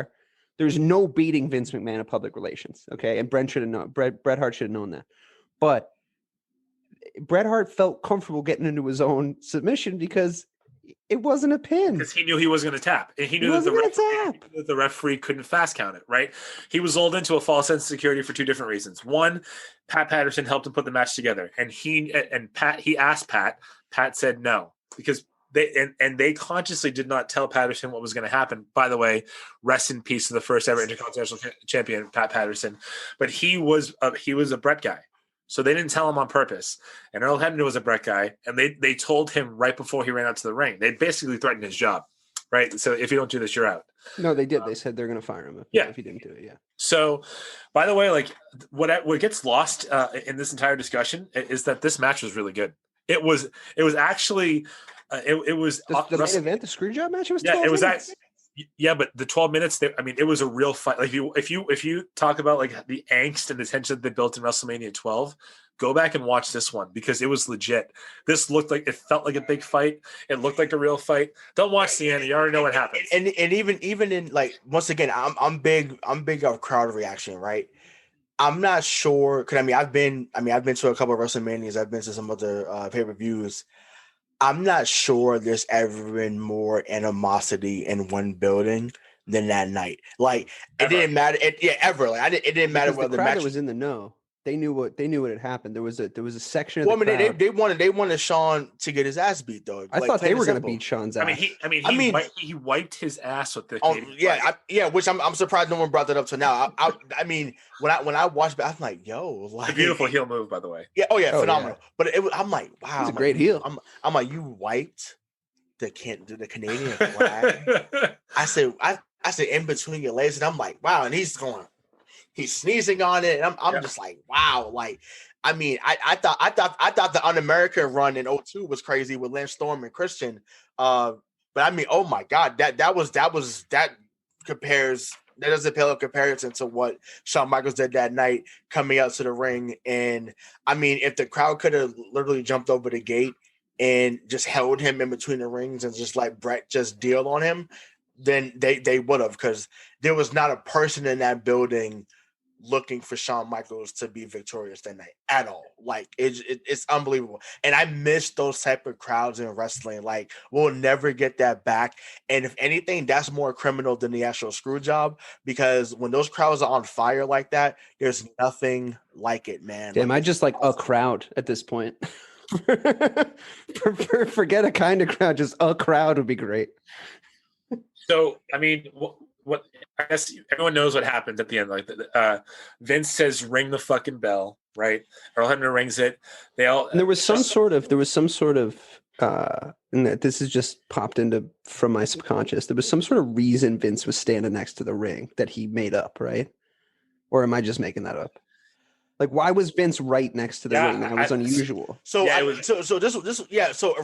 think this is where I think if you're Bret, you have to know some shit's about to go down, right? Why is he down there? So why are you even down there? You're not doing commentary anymore. Now for the first time. You know, so now you're the the Mr. McMahon character starting to kind of come about then, really. That's where it really began. So you think he had this in his head already? Absolutely. And that's what I'm saying. Like, I feel like that's why I'm saying, like, it would, like, that's why I think it was a work. I'm just like, yo, like, if you're down there and he's by the sideline, he's not getting to get a ringside seat. He owns the shit. He can sit wherever he wants to sit. And, and we all know Vince's control freak nature. He sits in Gorilla and he sits there and he mans the whole show. Like, that's just what he does. So for him to be down there by ringside, he had to know, okay, this is going to get ugly. Or Hebner knew it was going to get ugly. That's why he bolts out of the ring and he ran out of the building that fast. Mick Foley was pissed off and, basically took his ball away. Taker's the biggest takeaway, because in the hallway afterwards, this is why I love Taker forever. And I know we're all we're recording this like a week after he's kind of officially retired. I mean, and we're all in an emotional Taker kind of moment. But I was doing, my Montreal Screwjob due diligence today, and the moment you hear that Taker's storming down the hallway has very little to do with this whole thing, and is storming down the hallway to go find Vince McMahon to go, you better go talk to that guy because he's one of the boys. Like, Taker's always one of the boys, and why he's the GOAT, really. Like, I mean, he's not my favorite of all time, but he's number 2 for sure, because Bret. But well, yeah, I mean, everyone respects Taker, and then everyone respects, can't hate him. You respect his opinion. So, and I mean, to be honest, he ran that locker room for years. So 100%. Whatever he said, essentially really went. Not Triple H, not Shawn Michaels, not Steve Austin. But I mean, but people really think that because of his family ties, so to speak. So, right. But that was not the case. So, there was so much backlash from that, and everyone wanted answers. Everyone wanted to know what the hell was going on. And but to Vince's credit, he comes back there. He's like, all right, I'll let him knock me out, and they're in the shower. They're in the Bret's in the shower.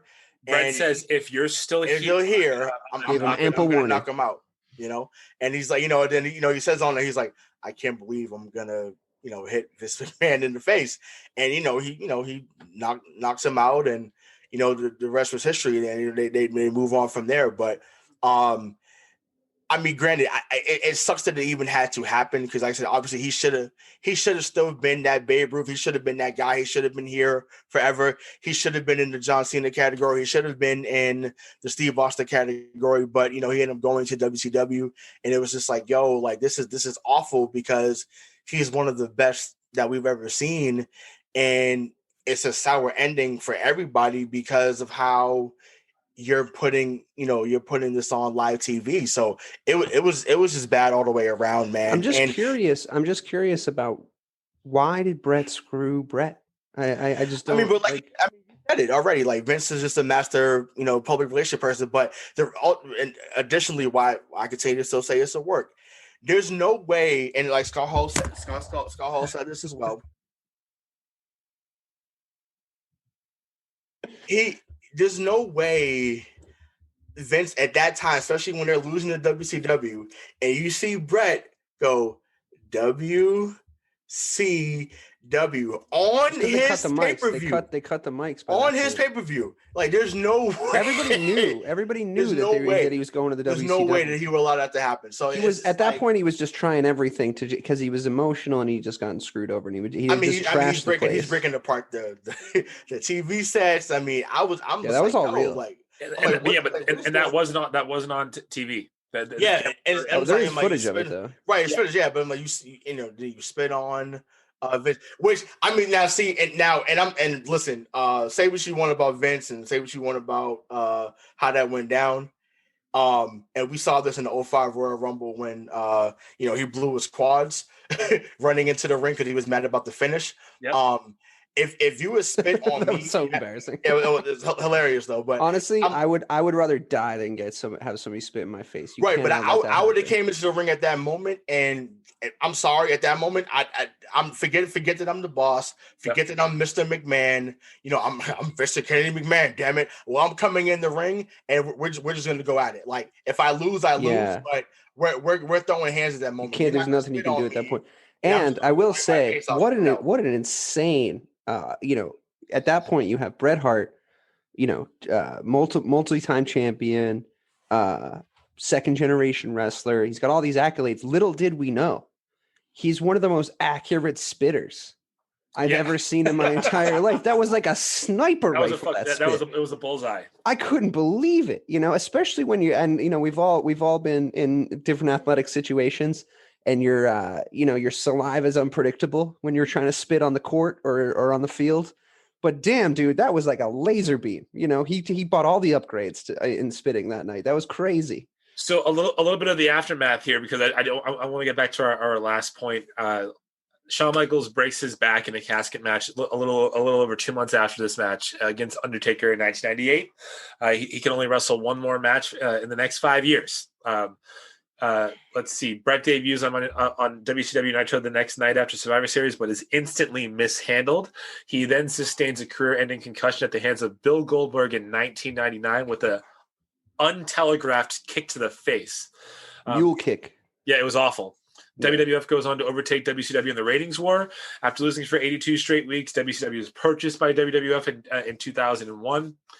And after Shawn Michaels is on his way to recovery, he obviously, for those of you that are listening to this, know that he is a born-again Christian. He admits that in May of 2002 on an episode of WWE Confidential that he was in on the screw job, but he was ordered not to disclose that information, and that was the burden that really just kind of keeps him up at night. He then, 4 months later, goes on to return to WWE after a 4-year absence and 2 back surgeries. He was never medically cleared to return, but wrestled for another 8 years. Bret suffers a stroke due to symptoms of the concussion that he sustained at the hands of Goldberg. No, it was a bike accident. Hold on, he fell off his bike, but the doctors did say that the concussion that he sustained was never was never treated the way it should have been treated. Oh, gotcha. He receives a call in the ICU from none other than Vince McMahon saying, like, Bret, you're gonna come back from this. We're gonna figure this out. Everything's gonna be okay. Like, you just have to get back to being you. And Bret went on to say, I know that you did your research, DK, that call was very inspiring to him. Yeah, because Bret Hart is the kind of guy that doesn't want real conflict with the people that he cares about. He also wants to be loved. Yeah, I mean, you can frame it that way, but he made an effort multiple times, as we discussed on the show, with Shawn Michaels to bury the hatchet, and Shawn wouldn't do it because Shawn was obsessed with Shawn. Shawn thought he should be number one, and didn't matter in what capacity Bret was there. If Bret was ever there, he couldn't be number one. And he wasn't wrong about that.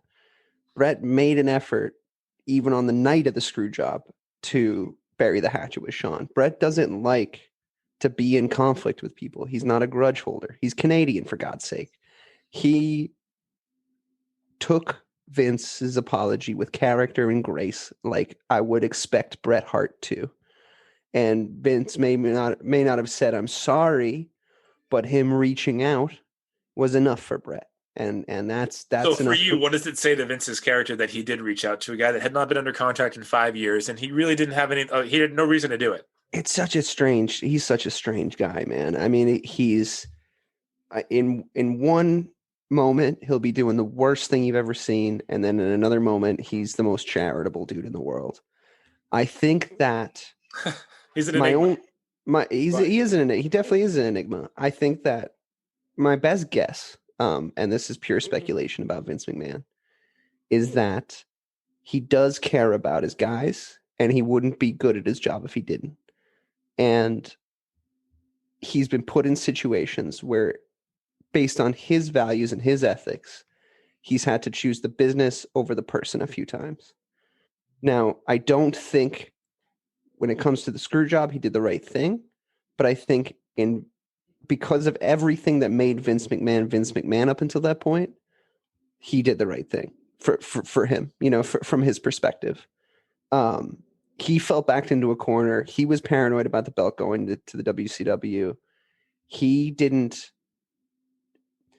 If somebody had just been able to take him away from the situation and said to him, on what planet is Bret all Hart? of them, really? All of them. Yeah, all of them. I mean, they were all so close to the situation. And looking back, I just wish someone had been able to show Vince, on what planet is Bret Hart going to take your title and bring it to the WCW? He did everything he could to stay here. He said, Vince, give me a reason to stay. Please give me a reason to stay. I am forever grateful that it happened, because if it does not happen, we don't get the Austin era. I disagree. We don't get the Rocky. I disagree with this. Because if you look at how Bret's contract was structured, he would have had another. We missed out. To me, we missed out on another great match with Stone Cold, because their chemistry was off the charts. We missed out on Bret, like Mike said, finally putting Stone Cold over. We missed out on I don't know if that ever would have happened, but I think it would have happened. What's your opinion on The Rock and Hulk Hogan? What's your opinion on that match? I think at WrestleMania 18. I mean, to me, well, I'm a little biased. Like I love The Rock. I do too. But once again, as a wrestler, by the way, yeah, right. He's not fit to lace Arnold Schwarzenegger's boots when it comes to action stars. But as a wrestler, I love The Rock. But no, I mean, WrestleMania 18, and like I said, we'll get into that. I kind of feel like this is going to be a start of a rivalry podcast, so I'm putting that plug out there. That Rock and Hogan at WrestleMania 18 in Toronto, that was at the Sky Dome. That was another crowd that was just super white hot. But I mean, I loved that match, and it was Icon versus Icon, and it was super predictable though, right? Yeah. Because you knew that. No, I mean, I didn't think, because once again, we talked about, you said that he made that mistake with Hogan before in the early 90s. Like, I wouldn't have been shocked if they had put Hogan over, even as a kid, if they had put Hogan over. Well, either way, The Rock at that time. Either way, my point is that if they do what they were supposed to do with Bret, then you have a ready-made and installed guy that can do that stuff for the company. That as we saw he could do, that he did with Stone Cold, elevate these superstars based on his name, be the Babe Ruth of the company. Let him go and fulfill the role that he thought he could fulfill. And he doesn't stand in the way of the Attitude Era then. Because what you're saying is, if we don't have the screw job, and everyone seems to take this as gospel. If we don't have the screw job, then we don't have the Attitude Era. Why? Because Mr. McMahon it propelled it. No, it propelled it. Helped it, but it doesn't mean that we already agreed tonight that the reason that Stone Cold Steve Austin was so elevated was because of Bret Hart. Yeah, and but that match, you not don't because of have the the screw job. evil Mr. McMahon character without the screw job. I don't think that's as important. And I think that and Ray and even Ray admitted that character was already in Vince's head.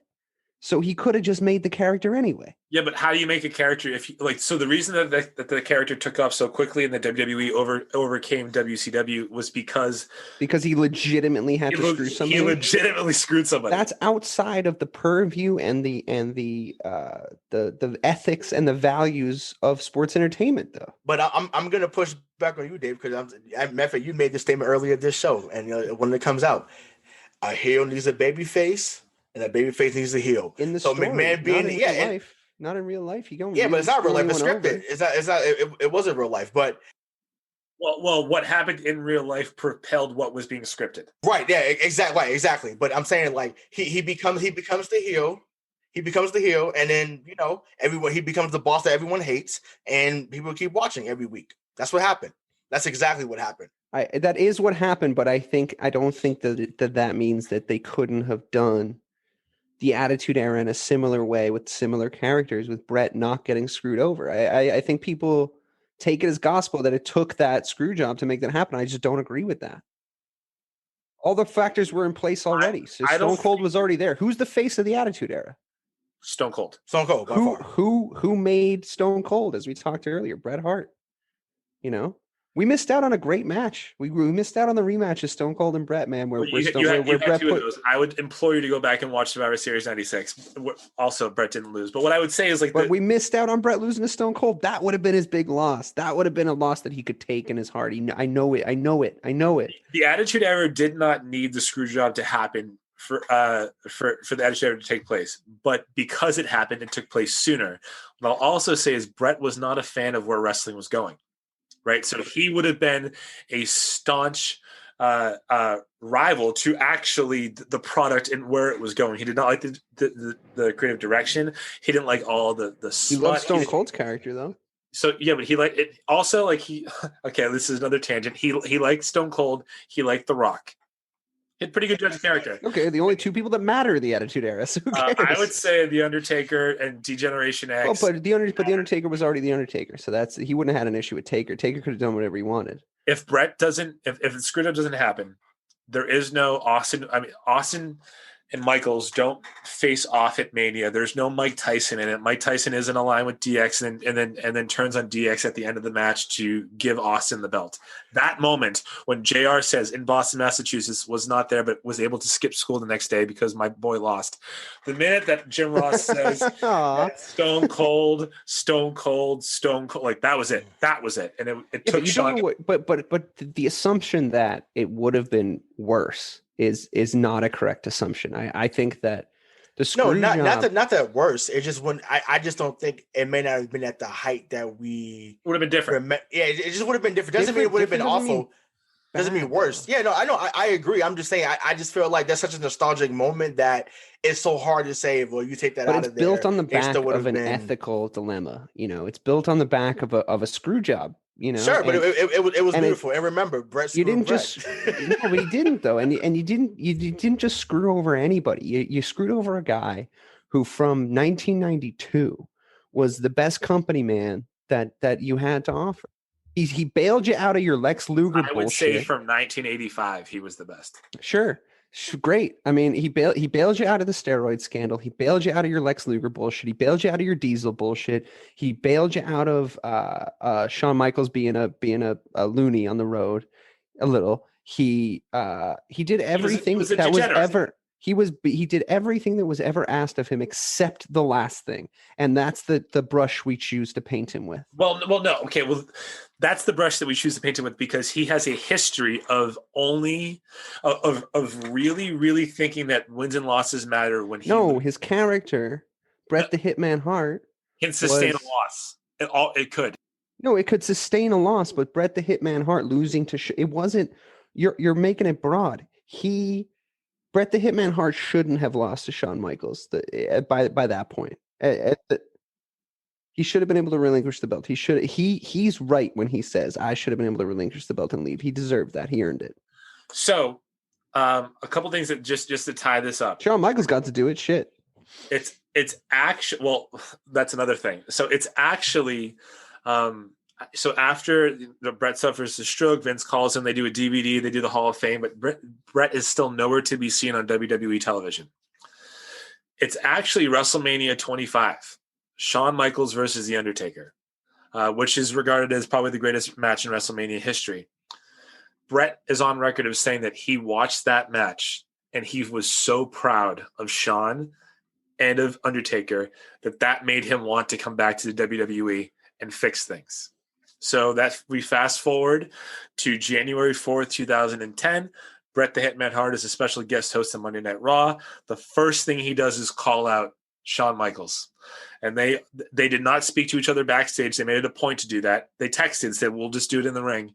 And they both buried the hatchet. It was over. So what was a 13-year saga at that point, it's now a 23-year saga at this point. Looking back on it, I'm going to say to you, I kind of know your answer, DK, so I want to save you for a second. Ray, who was at fault for the screw job? I mean, I'm getting back to a corner, but I mean, I still have to say it was Bret, but only by default, not because he was leaving the company. So because he was leaving, because there was something that already happened, you know, we talked about it. Vince felt that he was backed into a corner. Now, granted, could he have handled things differently? Sure. But just in that moment, who to me deserves the lion's share? Because he was on the way out, because he was someone that was a major part of the business, but, you know, couldn't just, you know, it was, as they said, the timed honored tradition that when you leave the business, you drop the belt on the way out.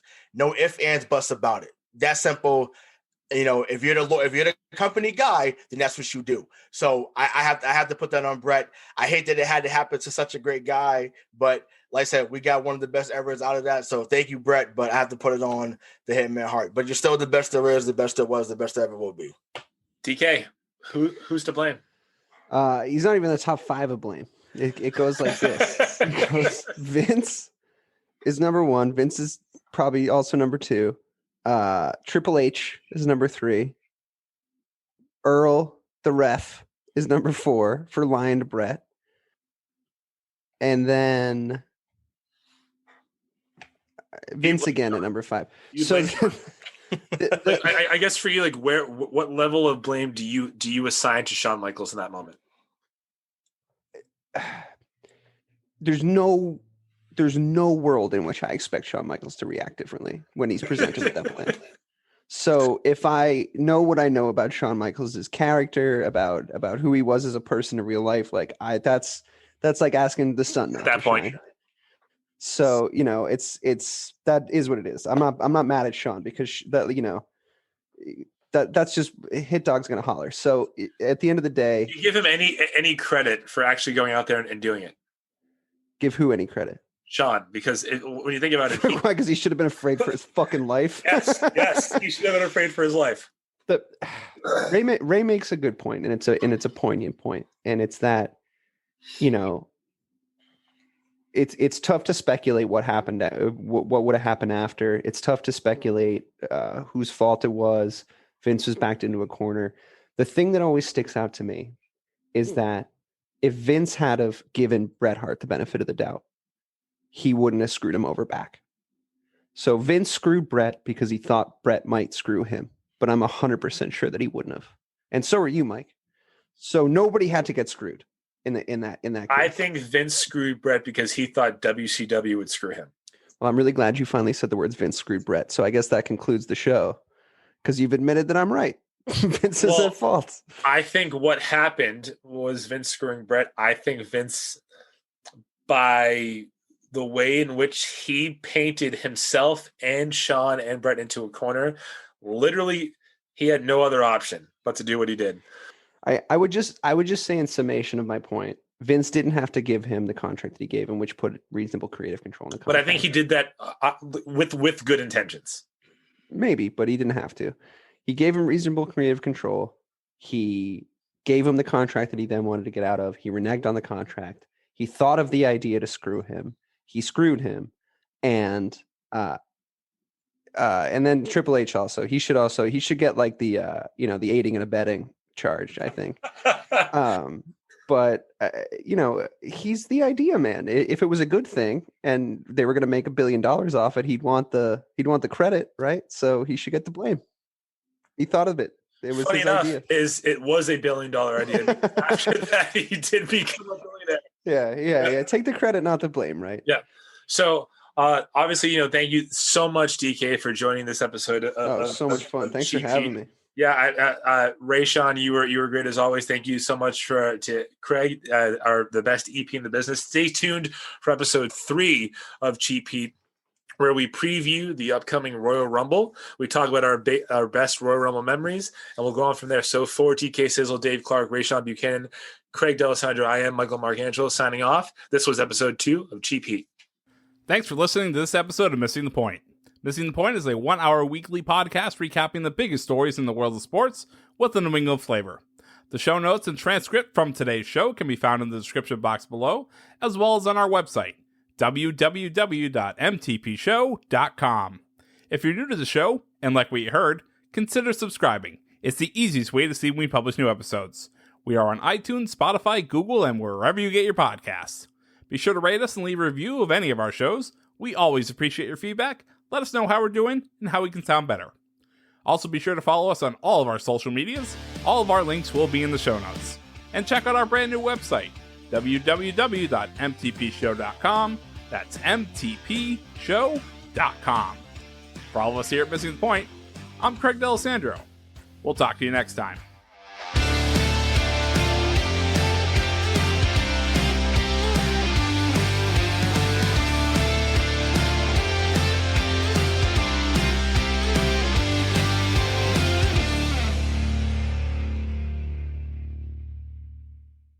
Hi, I'm Sherilyn Fenn from Twin Peaks. What did you do on your last Saturday night? Did you hear something? Toilet paper. There's none. Nada. The reserves have gone dry. People are hoarding it. I should have done that. They're all out of hand sanitizer at my Target. Mark, when did you last watch the news? We are getting reports of forced quarantines in China, Japan, and now Italy. You're cutting onions in half and putting them around your apartment. Yes, exactly. It kills the COVID. Excuse me? Let's go. Let's go. Get in. Vamos, rápido. Have you ever driven one of these? Never. I'll drive, ladies. I've got the keys. Excuse me, I'm lost. I'm looking for my wife. I got turned around. Join me, Eric Roberts, Jennifer Elise Cox, and Ed Asner for The Last Saturday Night, an Electrocast podcast. You'll love it. Electrocast. Electrocast.